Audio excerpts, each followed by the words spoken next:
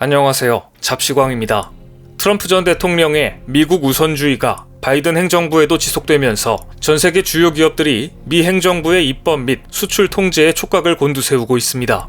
또 반도체, 배터리 등 핵심 소재와 관련해 미국이 중국을 공급망에서 배제하면서 한국 기업들은 더욱 미국의 중요한 투자 파트너가 되었고, 자연스럽게 우리 기업들이 미 행정부와 접촉할 사안이 크게 증가하고 있습니다. 이런 흐름 속에서 최근 삼성전자는 북미 법인의 부사장급 대외협력팀장으로 마크 리퍼트 전 주한 미국 대사를 영입했습니다. 리퍼트 전 대사는 미국 민주당과 두터운 인맥을 쌓아온 인물로 주한 미국 대사로 재직 당시 흉기 피습으로 다쳤을 때도 한미동맹 구호인 같이 갑시다를 언급할 정도로 한국과의 인연이 각별한 것으로 알려진 인물입니다. LG그룹도 신설하는 워싱턴 사무소 공동소장에 트럼프 전 대통령 재임 당시 백악관 부비서실장을 지낸 조 헤이긴을 영입했습니다.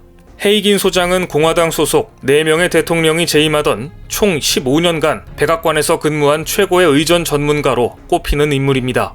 특히 2018년 싱가포르에서 열린 미북 정상회담 준비 과정을 총괄하면서 북한 측 협상팀과 의전, 경호 등을 완벽하게 조율해서 주목을 받았습니다. 포스코 역시 미국 법인의 북핵 협상 대표를 맡았던 대북통 스티븐 비건 전 국무부 부장관을 고문으로 영입하는 등 우리에게도 익숙한 워싱턴 주요 인사들이 한국 기업들과 한 배를 타게 되었습니다. 이미 워싱턴에 사무소를 낸 한국 대기업 수는 10곳이 넘습니다. 그동안 한국 기업들은 빠른 성장세를 보여온 중국 사업에 공을 들여왔습니다. 하지만 미중 무역 갈등이 깊어지고 최근 들어 중국이 사업 파트너로서 신뢰할 수 없는 모습을 자주 보이자 한국 기업들은 미국의 손을 잡고 있습니다. 게다가 미국의 자국 우선주의가 더 심해짐에 따라 이제 미국의 정치적 결정은 중국은 물론 아시아 경제에도 직접적인 영향을 미치는 시대가 되었습니다. 따라서 우리 기업들도 워싱턴을 알아야 글로벌 경영이 가능해졌다는 의미입니다. 무엇보다 지금까지는 중국에서 제조해 미국에 내다 팔았다면 이제부터는 미국에 직접 제조 공장을 세우는 방식으로 투자의 방향을 전환할 시점이기 때문입니다. 미국의 규제로 중국산 제품의 미국 시장 진입 장벽이 높아졌기 때문입니다.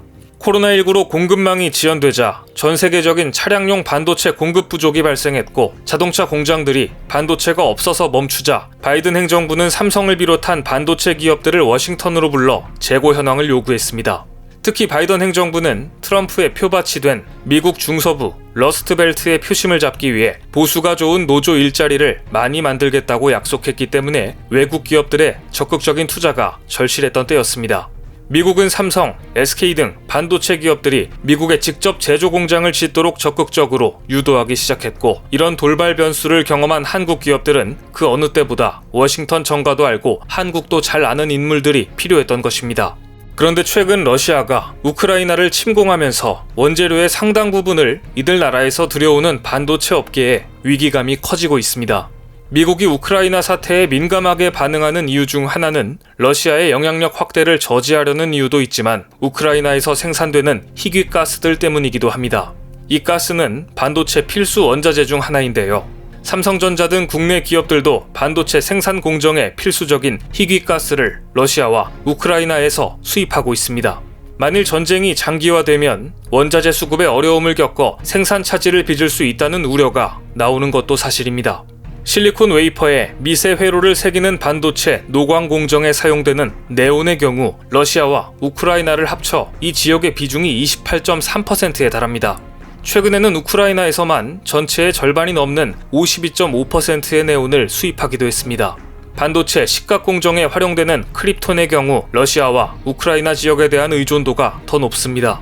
산화 공장에서 금속 배선 공정에 이르는 8대 공정이 연속적으로 진행되는 반도체 공정의 특성상 원재료 부족으로 어느 한 공정이라도 차질이 생기면 생산에 문제가 일어나기 때문에 국내 반도체 기업들은 러시아, 우크라이나 사태를 면밀히 지켜보고 있는 상황입니다.